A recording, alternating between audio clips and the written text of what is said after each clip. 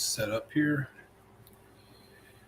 Happy September 29th, everybody. It's another tasty Tuesday happy hour. And Whiskey friends far and wide, we are live. Excited to have a couple drinks with everybody tonight. I am Eric, your humble malt muser. And I got a couple good things lined up to sip on with y'all tonight. And of course, Telex Malt Show will come right after happy hour, where it is going to be a bourbon tasting. It is the last Tuesday, and the last couple days rather, of Bourbon Heritage Month. So it'll be a good time for me and the Kentucky native Telex, the Whiskey Tech, to taste a couple bourbons. I will share with you all what that's going to be all about, set the table for things over the next 3 hours in just a minute. But first, as always, let me catch up with some of our friends who are already in the chat getting things going. First in the door today is Meester French. Hey, everyone, I'm early again as usual. You are usually quite early. Pouring my first ever Redbreast 15, which I bought after seeing Food Quig's review. I saw that review as well. He was very impressed with that, if I'm not mistaken. He was saying it might be his whiskey of the year or something like that. Daniel's here as well. What's going on? How you doing, Daniel? What's shaking? Folks talking to each other. Daniel just got his hands on some Kilkerran 8 cast strength. Ooh. I have not had any of those Kilkerran 8 cast strengths. There's the bourbon one, which you got. I think there might be a sherry one too. I'm not sure. Interested to hear how that is. Hope you're doing well, man. Says it's incredible. Good to know.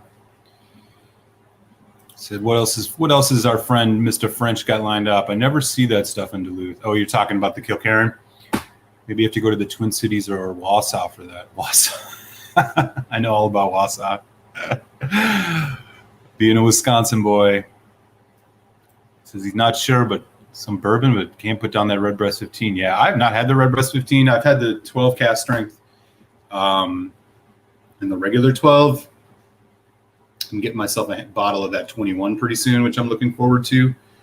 But I don't know exactly what that 15 is all about. I've heard mixed things about it, but good to hear that you and our friend in Canada, the Food Quig, are all about it. Hey, Cohen, what's up? How you doing? Nice to see you.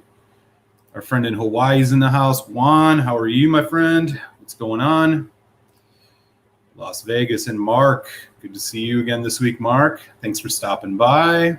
Ontario. Got it right this time, Peter. Peter White's in the house. He says Aaron Rodgers is on fire. I don't know about the defense. Yeah. Hey, they took it to the Saints, though. You know, it was a hell of a game.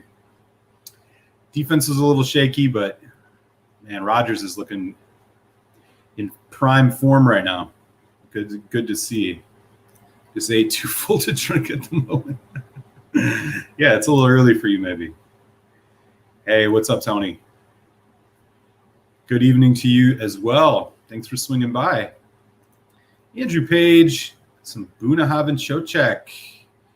Oh, that's the twin one. Yeah, okay. You find that locally? And I never see that one anywhere.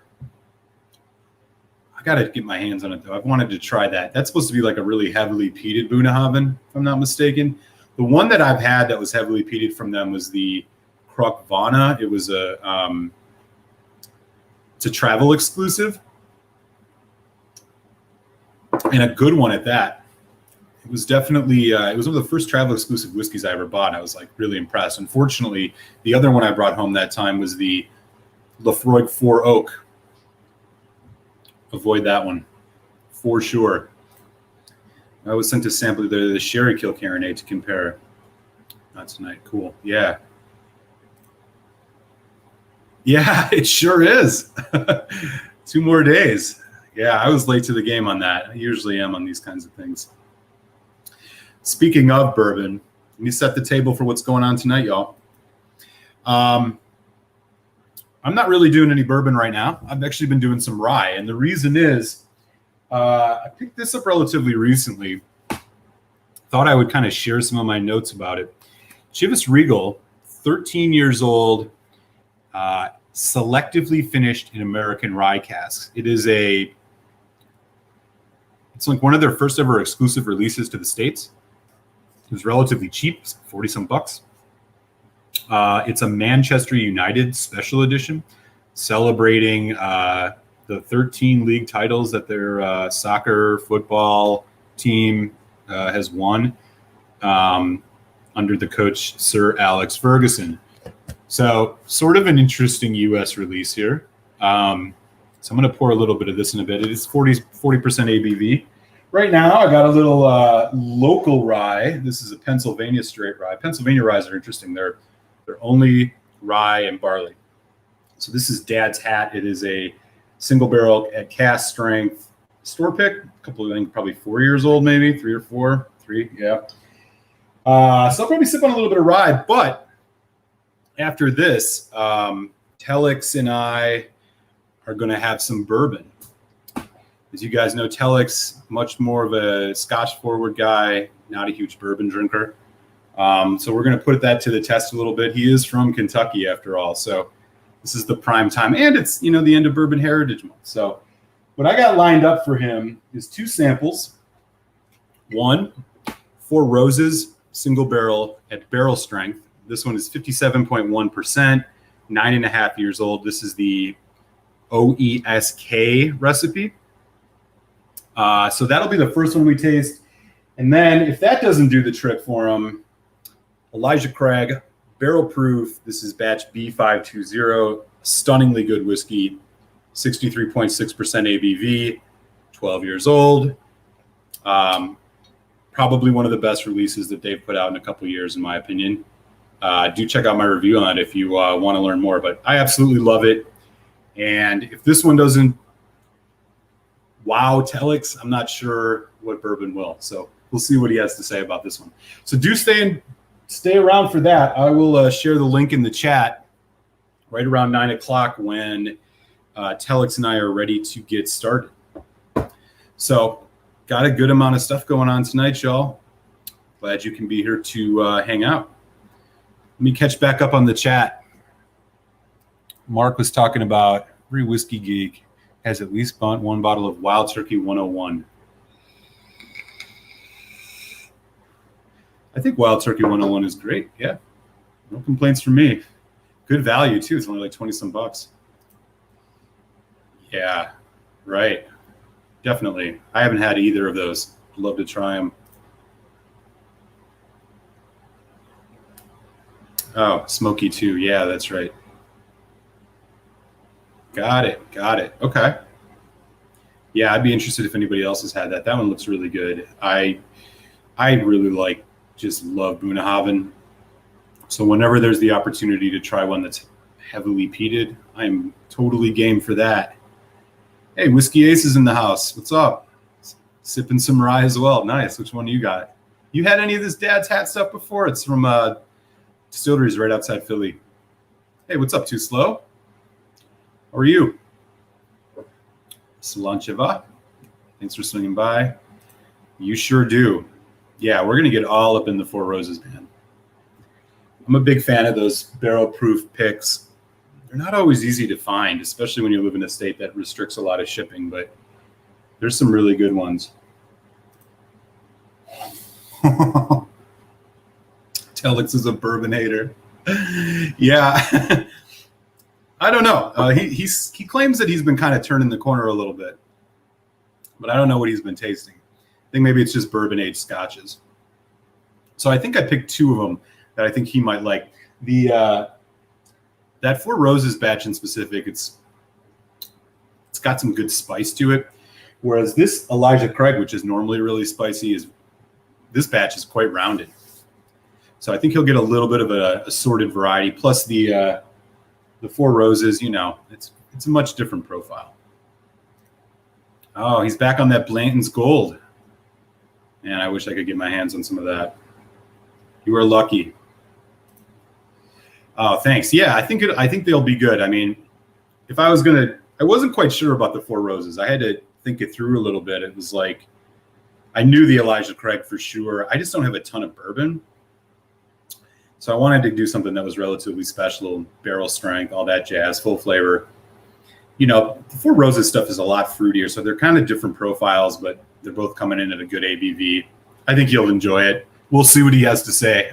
I already know what my score is on the Elijah Craig, so winner for sure. Just got the new Stag Junior. Oh man, yeah, those are hard to come by. You know, this is something, and it probably happens to you all too, but like when you buy a whiskey from a label and it doesn't really do it for you or disappoints you, you know, you kind of become hesitant to try other stuff from them again. And Stag Junior is actually one of those examples for me.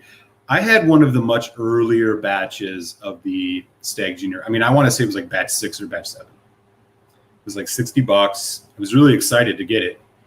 And it was just a mess. It was really hot. It was just kind of all over the place. I could never really pin it down. It just wasn't a very enjoyable whiskey. And so I kind of wrote them off. It's kind of like, I'm not really going to go hunting for Stag Juniors anymore. But what I've heard, like the last 3 or 4 batches that they've put out, probably including that batch 14, batch 13, the batch 12, I've heard a lot of good things about. And from folks who kind of felt similar as I did about the earlier batches, that they've really gotten good. So I feel like I'm kind of missing out a bit. But again, they're really hard to find. And then when I do see them, they're like upwards of $90 now, which, man, that's a tall order. So I'll definitely be interested to hear what you think about that batch 14, because, you know, it might be worth going and hunting down. But yeah, I'd be curious if anybody in the chats had one of those, you know, an experience with a whiskey, and then you were just kind of like, oh, this is really disappointing, and haven't really messed with any of their stuff since. Another one I would mention for that is like Aberlour. I had a bottle of Aberlour 16, which I thought was just really, really disappointing. And I've not really messed with any Aberlour since. I have had a taste of the Aberlour, which I thought was solid. But yeah, let me know in the chat. Ace says, yeah, I haven't loved the Dad's Hat, and I've tried, but noticed they carried a lot of cracked pepper. Others in my area sipping. Yeah, that's a good point. I had their original one. I think Dad's Hat is relatively nationally available in the States, so this might be stuff that everybody can find. They have a lot of really interesting finishes. They have like a vermouth finished rye, but it's all pretty young stuff. I mean, we're talking in like that two year, which is their entry level one. It's the one I had. It was okay. This barrel proof one I think is pretty solid. But again, it's probably only 3 or 4 years, as I mentioned. Like, it'll be really interesting to see what happens with this in a couple more years of age. So I'm going to keep looking for it, but I'm sipping it right now, and yeah, it is spicy. There's definitely a lot of the pepper thing going on. But this one, of course, just coming in at that high ABV, it's a bit more rounded. So you're getting a nice, decent finish on it.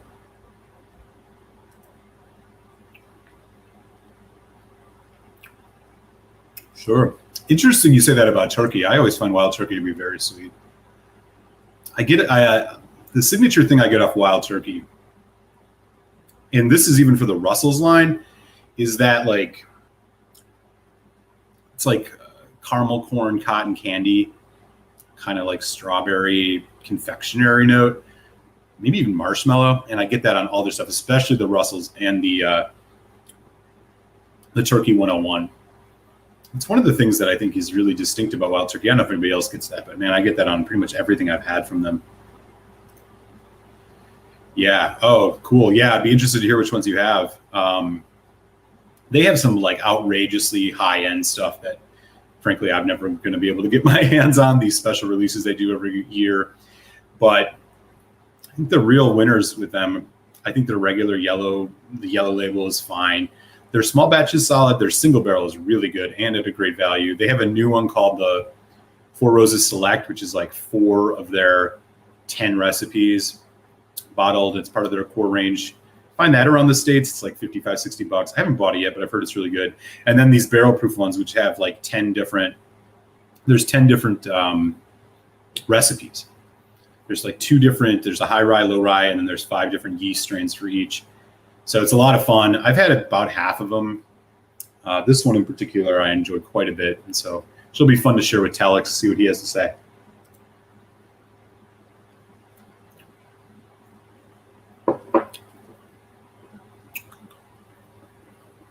I don't know. That's tough. I mean, Bunnahabhain though, right? Like it does have a lot of kind of that like dark fruit creaminess. That might not be a bad, you might be able to transition off Bunna. But generally, like I wouldn't drink like a Lafroig. I don't know. Lafroig or Ardbeg, Lagavulin, stuff just torches the palate. I mean, really any of the Islay heavily peated whiskeys. You're screwed. But sometimes I think like it also sort of depends on what it's aged in. You can kind of like bring your taste back a little bit, I think.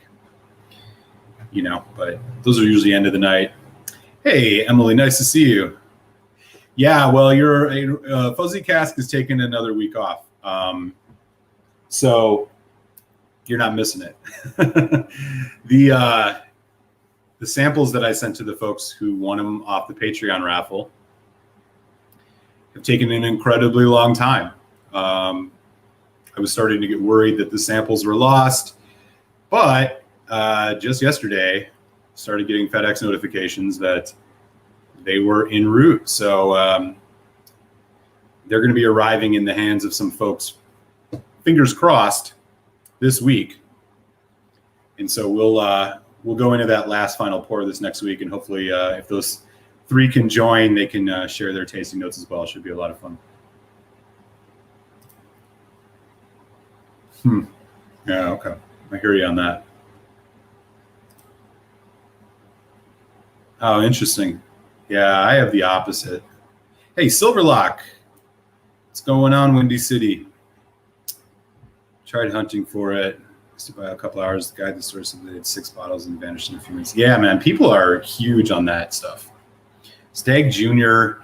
I mean, it's like, you know, the diehard bourbon folks. There's those certain bottles that they're all just like crazy about and always hunting. Anything Weller, definitely Stag Juniors was one of them.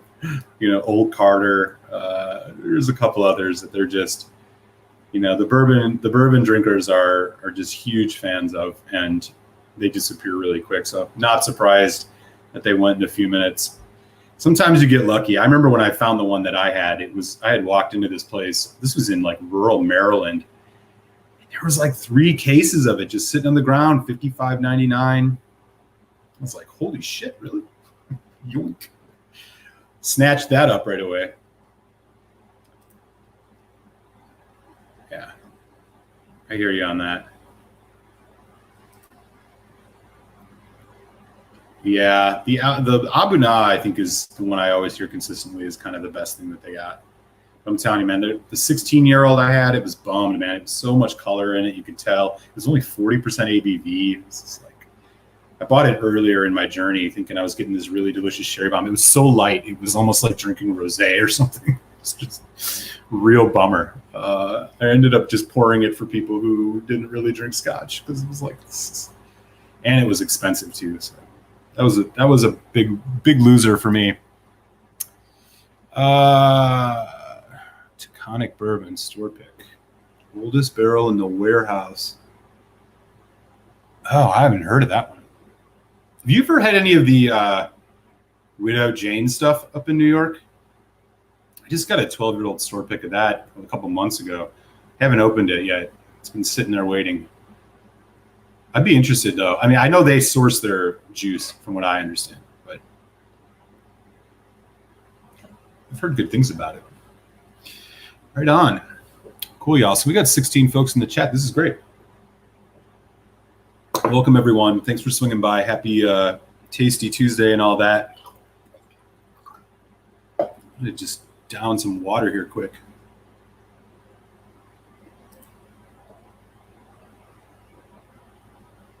$120. Oh, the Four Roses. Yeah. Wow, man. The fact that you even got to try that is pretty amazing. At Malt Muser here, Eric. Just Hey, what's up, Alan? Just comparing Knob Creek bourbon against Knob Creek rye. Interesting matchup. Oh, that's right. You got that bottle of the rye. Yeah. Are you doing this the regular bourbon? Oh man, you know me, dude. I'm a fanboy of Knob Creek. The only thing that has really missed with me with Knob Creek so far has been obviously that smoked maple thing, which I won't even mess with. The only one that ever missed was really the Knob Creek 12.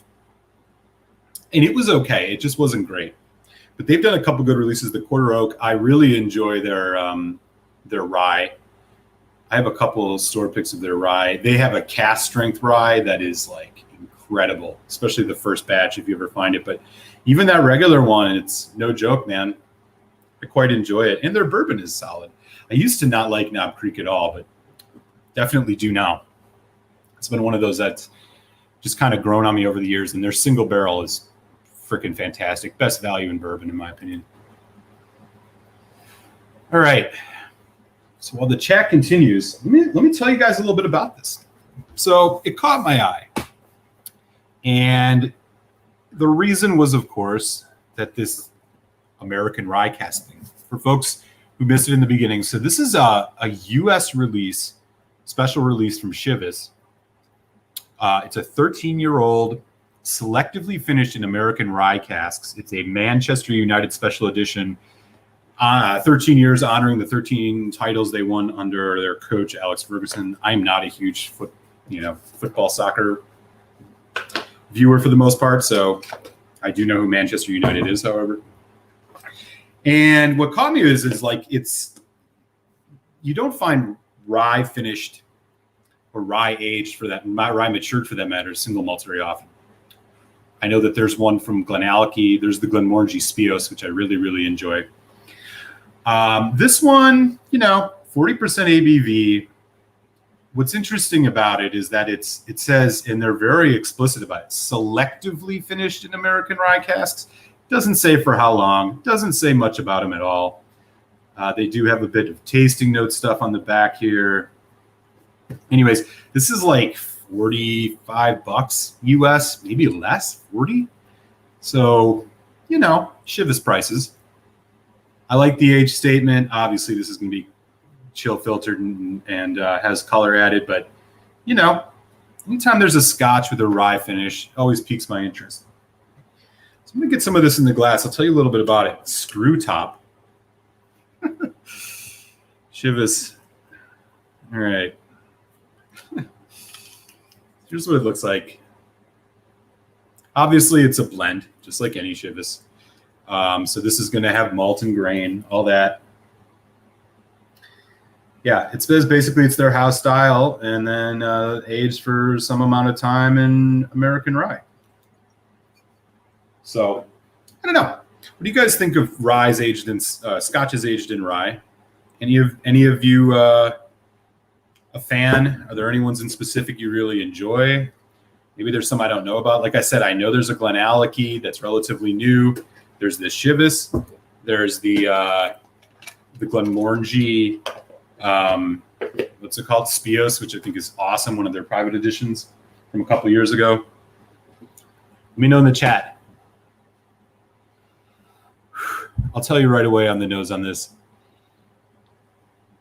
It's very, very apple juice. A lot of apple juice, a little bit of cinnamon. You get a little bit of spice. Not a lot. I think when you approach the nose on this, would you know that this was aged in rye?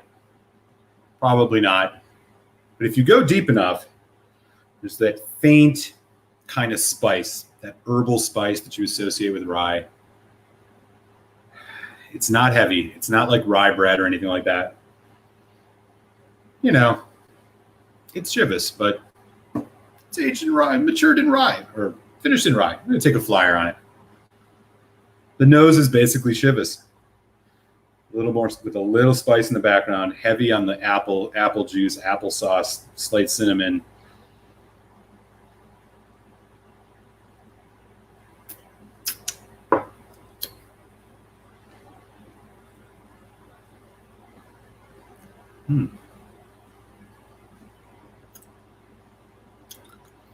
Palate's pretty feisty. Medium mouthfeel, got a decent body to it, sort of oily. Again, comes in sweet, typical kind of just sweet fruit, honey, little milk chocolate. But as it develops, you get a nice creamy spice. It is not that drying pepper spice. It's not blowing your socks off for a rye, but you get it there. It's balanced with this nice kind of vanilla creaminess. Medium finish. Very easy drinking, very palatable.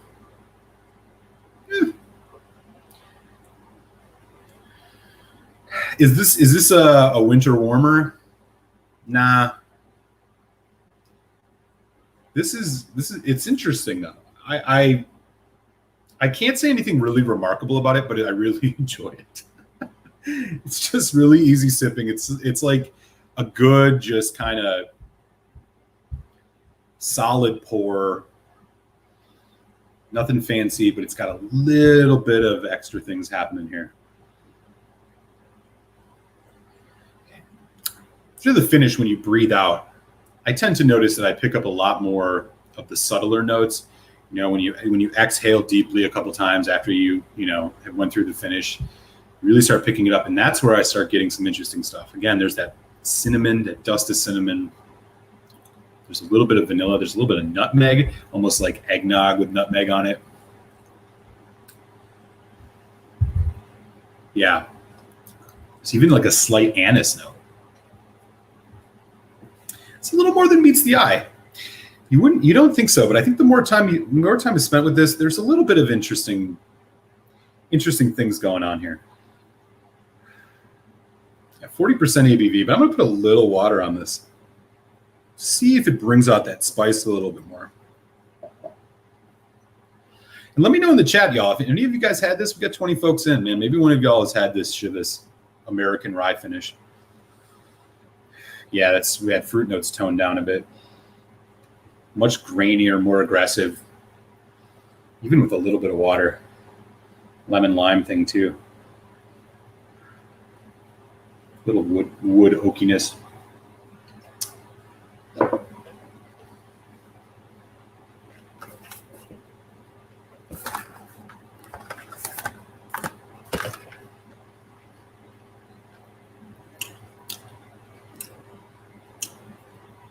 Yeah, this is better with water. There's a little bit more happening. Again, I mean, it's a 13-year-old Chivas. You're not gonna discover too much, I don't think, but it's not a bad presentation. I mean, of course, you wish this was 43%, 46 ideally, but at least 43, right? Yeah. I don't know. I'm gonna dig in on this a little bit. I'll probably do a full review of it in a little while. I'm not quite sure where it lands with me yet, but let me know in the chat. Any of you guys had this before? Any of you have any recommendations on Scotch whiskeys that are either finished in rye or matured in American rye, or any rye for that matter? Are you a fan? Are you not? I find that the rye works really well with the barley. Interesting thing to note here. Chivas and this dad's hat. Pennsylvania rye is only to be called a Pennsylvania rye, basically. I don't know if this is legal or not, but this is the story. It's only rye and barley. So they never use corn in Pennsylvania ryes. And the interesting thing about that, of course, is like when you compare it to like the single malt, which is all barley, but it's aged in a rye cask or finished in a rye cask, like in the case of the Spios. There are some similarities there in flavor. This is still a bit more caramely, darker notes, but some similarities for sure. I don't mind this Chivas. All right, y'all, let me catch up on the chat.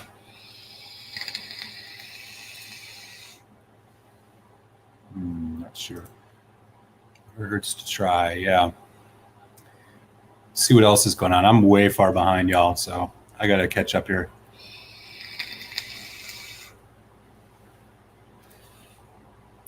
Love for that new Stag Junior. Cool. Yeah, what do you think? Is that a good price? Is that stuff worth it? Yeah. I haven't, man. Oh, I want to. I haven't. I haven't seen it anywhere. I got that toasted barrel, which I cracked last week, which is but I haven't had the rye, which is a bummer, man. You know I'd be all over that. Hey, Welsh Toro's in the house. What's up, buddy? 1776 rye barrel proof is still a good one for the money. Oh, cool. Hey, nice to see you, Toro. Thanks for stopping by. I got to keep an eye out for that. But that's a bourbon, right? That's not 1776, or is that a rye? Or I'm sorry, is that a scotch? Either way, I definitely got to check it out. Yep. Totally agree, man. I'm going to buy it on site if I can ever find it. Still haven't seen the rare breed yet. Oh, yeah, I had that one. It was okay. The bourbon's better, in my opinion. Wild Turkey, to me, I don't really enjoy a lot of their ryes, to be totally honest. Yeah, 13 years, right? This is 21 is one of the first whiskeys I enjoyed at 21. Yeah, the 12-year-old. Yeah. The 12-year-old's, I mean, it's fine, right? The 18, I got a killer deal on the 18. This must have been over 2 years ago. It was like a 175, or it was a 1 liter bottle for like $59.99 or something. It was just like this crazy blowout sale. And I really enjoyed the Chivas 18. I thought it was a solid sipper. I mean, I wouldn't pay $100 for it, but good stuff for sure.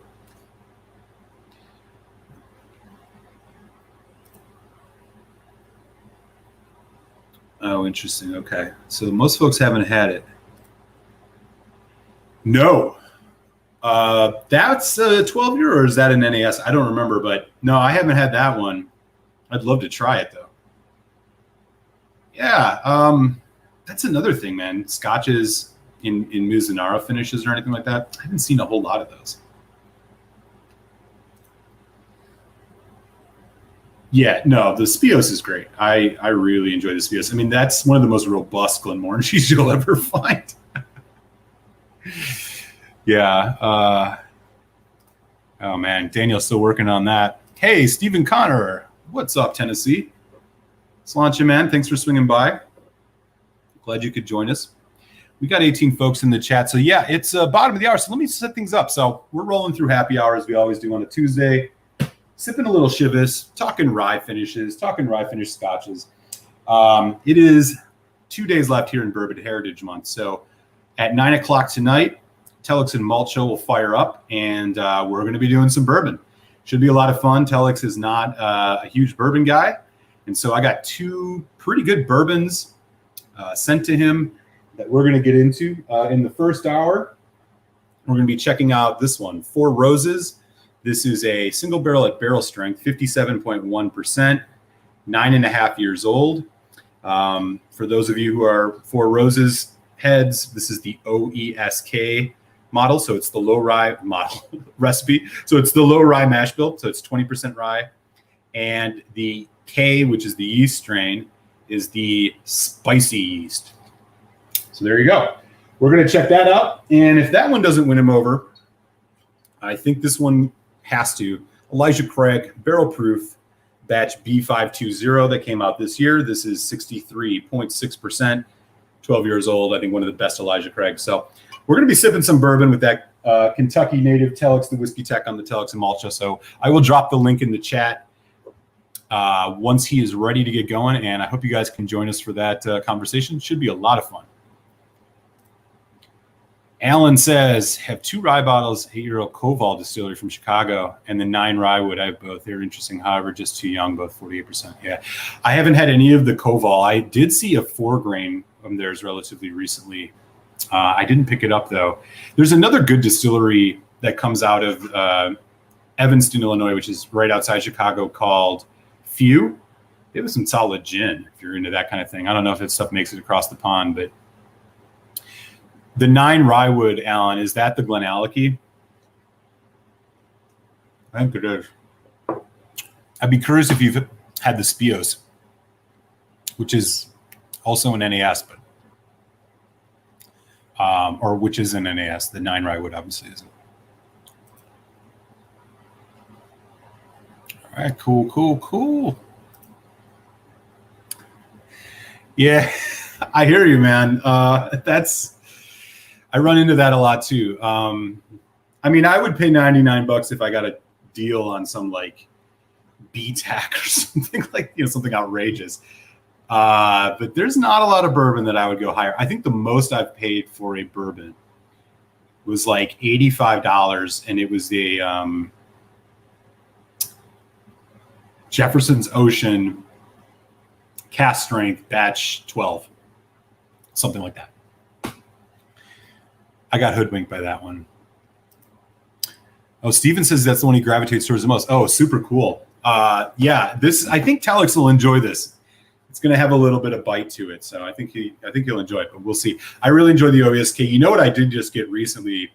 I have an OESQ 13 years old that I found just sitting on a shelf for $59.99. This was like 6 months ago, like outside Atlantic City. It's like, what? Because the age statements on these single barrel proof Four Roses, they're all across the board. Usually they're going to be between 8 and 10 years. But yeah, I found a 13-year, man. I was like, oh my God, I got to get this. Oh, he's getting into some of the goods now. Yeah, which is probably why there's 18 folks here. Ain't nobody want to watch all that. Yeah. It's like the Tyson Holyfield fight or something. Probably a poor analogy. Maybe if those two fought now. Nah, man. I don't need all that in my life right now. I get enough of that during the day. Right on, man. You gonna have the double screen going on?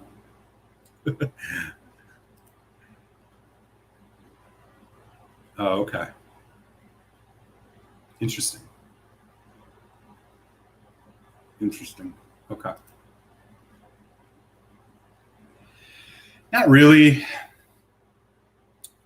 I mean, I would pull the trigger if I saw something. If I saw like an old bottle of, I don't know, Old Grandad and Wild Turkey, something like that, I'd probably be willing to throw down a bit more on it. Old Weller, maybe. I don't know. Even though I'm not really a weeded bourbon fan, I find them kind of basic. Yeah, it's not something I hunt for most. I mean, usually for me, it's Scotch first, and then bourbon and Irish are kind of like right there. I enjoy them all. I mean, I don't have any aversion to pretty much any whiskey, but if limited capital means hunting for the things that I know I really want, which usually tend to be single malts. Whiskey says there's a nod and nuance in bourbon. Yeah, no doubt. I don't know if I would say as much as with Scotch, but it really depends, right? It depends on what bottle it is, where it's from, all that kind of stuff.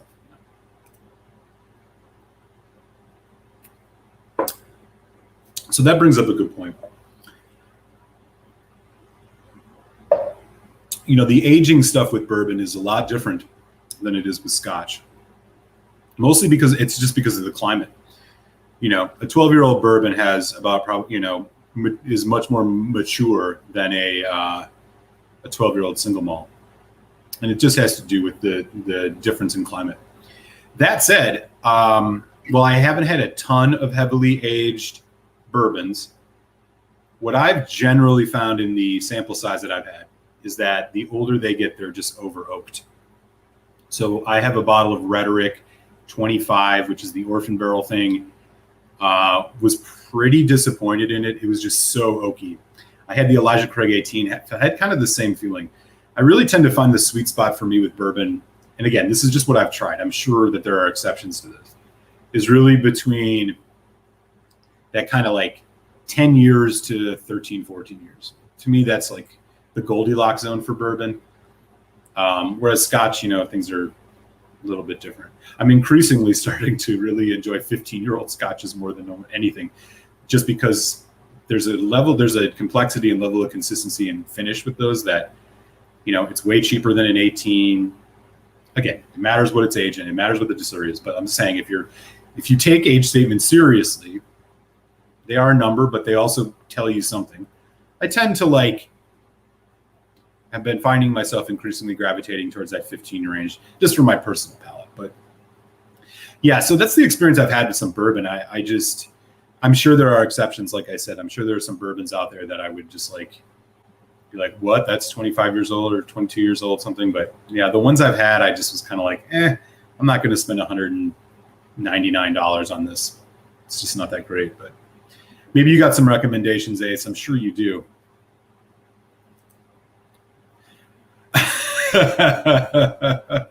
Oh my God, man! I want to see Trump and Biden go at it. I don't even want to know. Yeah, I think so, and I just think that like barley as a base is a bit more neutral, and so I think that like the things that it matures in have a wider array of like flavor that they can induce into the whiskey. I mean, I think corn is just so sweet, right? And so you do run into things where like, and again, this is on a spectrum. I mean, there's a ton of really complex bourbon, but I tend to agree with that, like generally speaking. Yeah. Yes, that is very true. That is very true, Peter White. Yeah, my God, I can count on, a whole list of those. Definitely agree with you, especially in the States where it's cheaper. I can, overseas in the UK, man, bourbon is really expensive.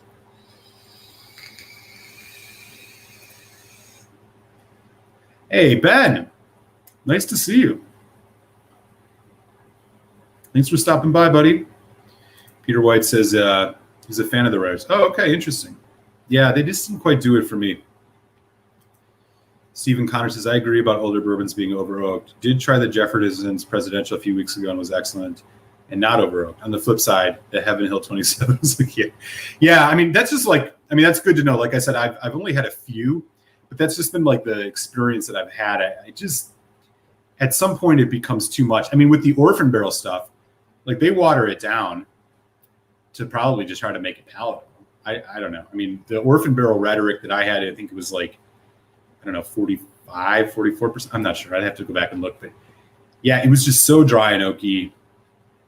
I don't know. It didn't work for me, but, some folks really said chewing on a log. Yeah. That's been my general experience, but I know that there are outliers for sure. Oh, okay. Another one I haven't heard of. Timber Creek, Florida Black. That sounds good, Jack. What's the black all about? The price difference between a 15-year-old Scotch and 18-year-old Scotch is too much. Not that different in the whiskey. Yeah, I totally agree with you. I wouldn't have said that 2 years ago. I mean, 2 years ago, most 18, with the exception of maybe a Springbank 18, you can still find in that like 120, 130 US range. But now, I mean, God, Allardyce is almost $200. Talisker 18 is usually like 160, 170. Springbank 18 is sometimes over 200. Obviously, Macallan. Like, I don't know, man. Are you getting that much more?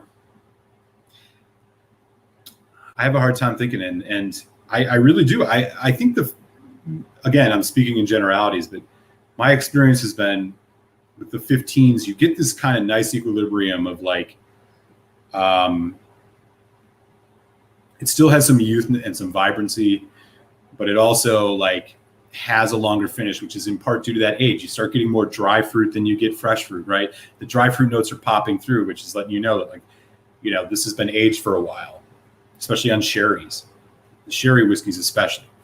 That is, you start getting the dry fruit notes on the 15, it's probably been put in some good casks.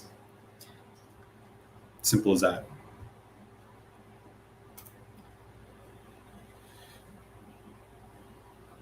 Yeah, I hear you. Speaking of good ryes, I'm going to pour a final sample. This is a Willett Family Estate rye for your.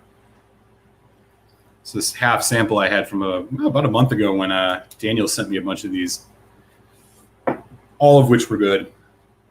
I'm going to enjoy the rest of this right now. We ride into the final 15 here. As I mentioned, Telex and I are going down to Kentucky. We're going to drink some bourbon tonight. I will drop the link in the chat. I hope you guys can all join. It should be a lot of fun. I really do think this is going to be one of the more interesting shows, as Telex is not as much into the bourbon as other folks. And I'll also mention, if anybody is interested in supporting the show on Patreon, I dropped the link in the chat. Feel free to offer any support, man. I appreciate it all. And, as I mentioned last week, thanks to some of the folks who've been generous and able to had the means to support even during these times, I was able to get that Toasted Oak, share my first notes with you guys. So I appreciate that. Moving on. What else we got going on? Folks saying hi to each other. Ben Demon Hunter. Orphan Barrel Rhetoric are 86% corn, so they're not going to be too complex. I think I said that I had the 25 earlier. I might have misspoke. I think it might have been the 24. Let me actually just take a look. No matter what it was really unimpressive. And I think I got a good deal on it, which is the only reason I bought it. But yeah, it was the 24-year-old. And yeah, 86 corn, 9 barley, 9 rye. Yeah.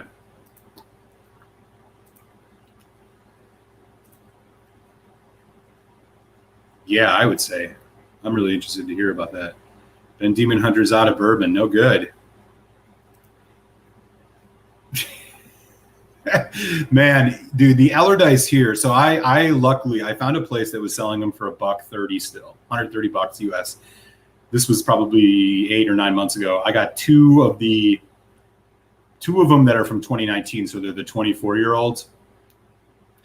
But I went back to the same store, and now they're up to 170. It's just like, man, that's just too much, man. Even for a good one like Allardyce, I don't know, man. I ain't gonna throw that down. It's different, right? The Allardyce is all Oloroso, but I think the Revival is got the PX finish, but it's like, $90. It's like, Oloroso, is it really worth the full Oloroso 3 more years for $85 more to get the Allardyce? I don't know. And this is coming from somebody who really likes Allardyce. So I hear you on that.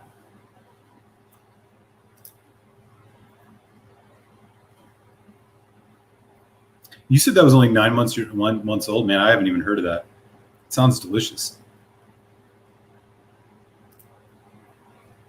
Oh, yeah, that's right. You got that 21-year-old Blair Athol going on. Daniel just got a big haul. He was talking about it to me earlier.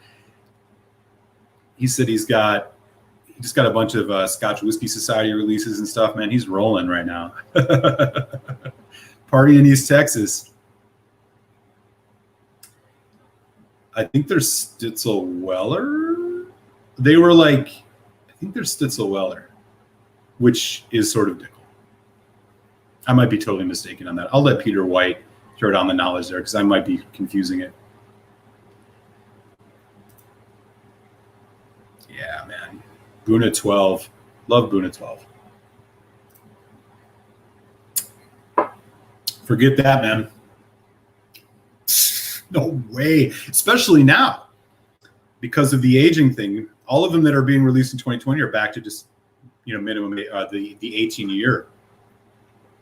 Maybe not that that's bad, but maybe the casts are really good or whatever, but last year, the 2019s with the 2019 scans on them were 24-year-olds. I might throw down 169 on the 24. I don't know. But yeah, that's a lot, man.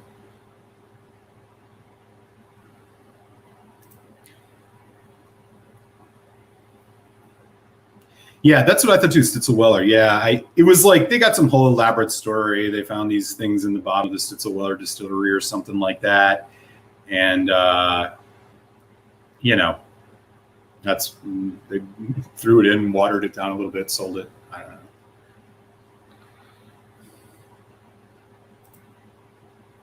Yeah, Revival.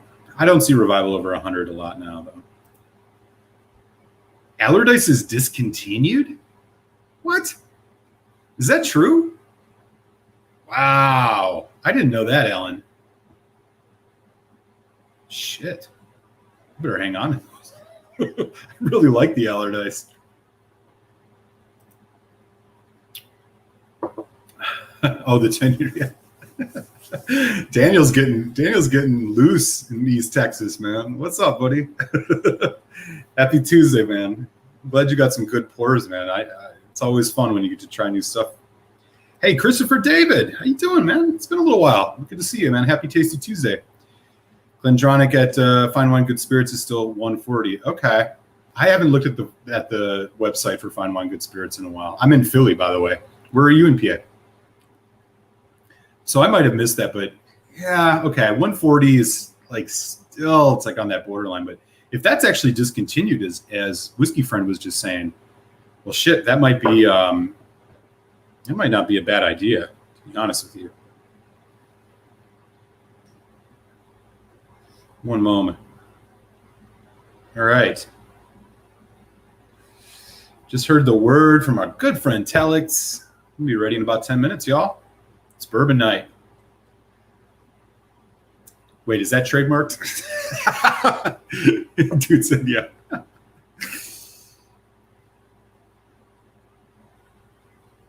Okay.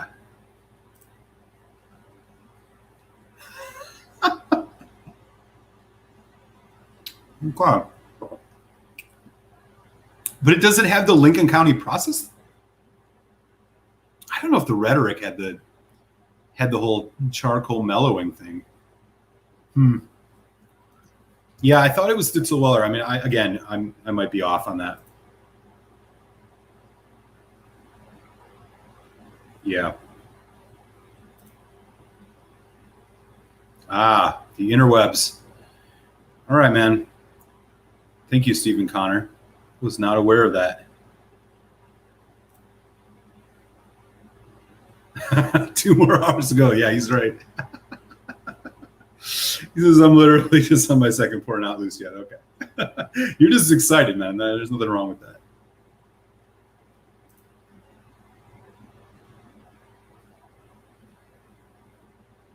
Oh, all right. Peter White and Stephen Connor are going to answer this question for us because they're doing the research. Like I said, I'm not sure. I think that it just been what I read, but I lose track of some of that stuff. Right on, right on. Good stuff. Cryptotronic is want to do a sample swap sometime or something. Yeah, of course. Let's do it. Ace, dropping my email in the chat, and for anybody for that matter who's interested, I'm a little slow sometimes with getting them out because of COVID, but my email is in the chat. Well, half of it is. Let me try that again. Maltmuser@gmail. Malt.muser@gmail. Ace, hit me up.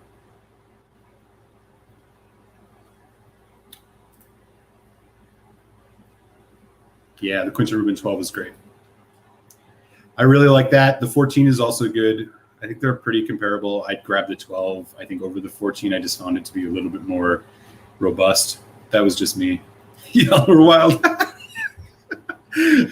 We're just following your lead, homie. Oh, man, y'all are cracking me up.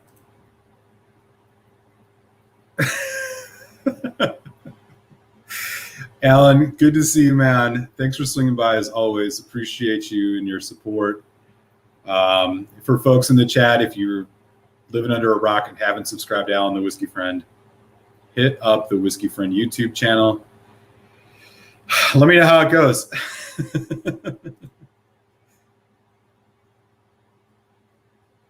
Oh, interesting. Okay. Y'all are sleuthing it.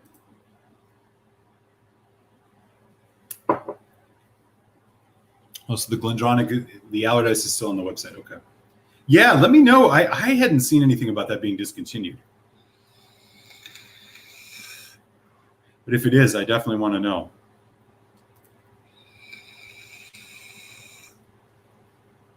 Get a QR sample. Okay. I'm not sure what that one is. All right, y'all. Got a few more minutes to go here before Telex and I get our bourbon heritage tasting on. I'm curious though. Do you think one of these whiskeys is going to win him over? The Four Roses or the Elijah Craig? I think knowing him, something tells me that Four Roses might win him over first, because I think that he's going to like the spiciness and the kind of like pepperiness of that. Because this has got that spicier yeast strain. But if he's not wowed by Elijah Craig Barrel Proof B520, I don't know if there's a bourbon out there for him. So this should be a lot of fun, man. I hope you guys can all join us. I'll have the link for you relatively soon here. I wish they both could lose.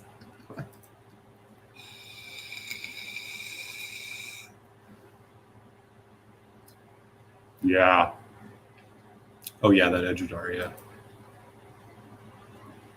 Yeah, it's not. It was totally solid.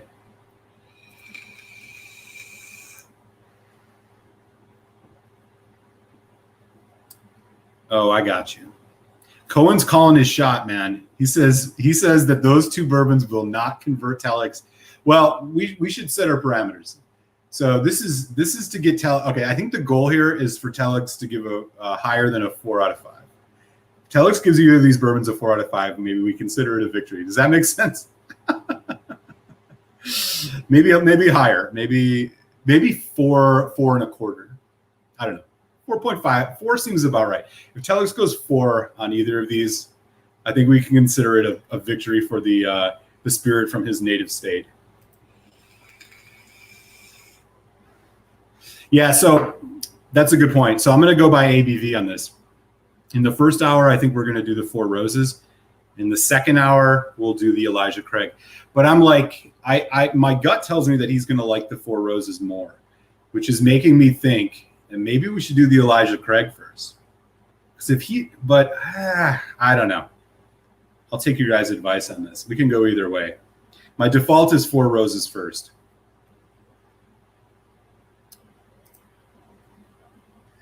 Yeah, I agree, Daniel. I totally agree.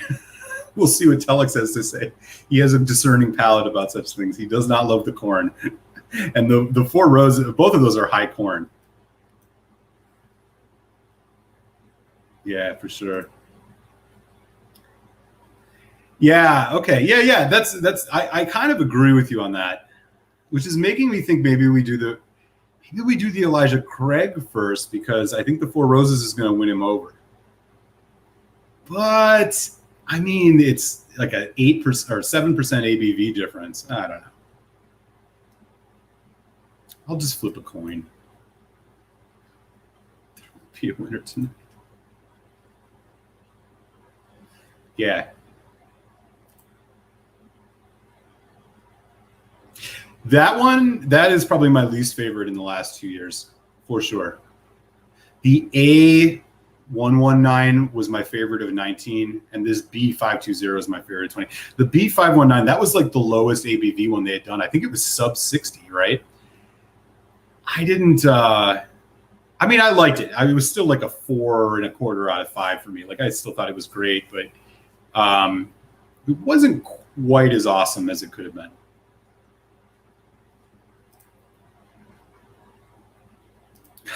Meester French. Our first mandate will be to end all regulation on the shipping of alcohol across the fruited plain. Second will be mandatory government rations of high-quality bourbon to every able-bodied and aged American citizen. We can get down on that. Sure. Yeah, totally. Yeah, I'm with you, Peter. I totally agree. I think these are going to be two good picks. Yeah, Yellow Label's okay. The Buffalo Trace is better, in my opinion. Yellow Label's a little bit weak. Okay, so we did find a resolution. So it is the majority of it is to Weller. Okay. Good to know. Oh, so Dickel's like the same mash bill. Right on. This is good to know. Thank you. You guys for digging in. Shock his palate. Okay, 61. Yeah, it was like the lowest.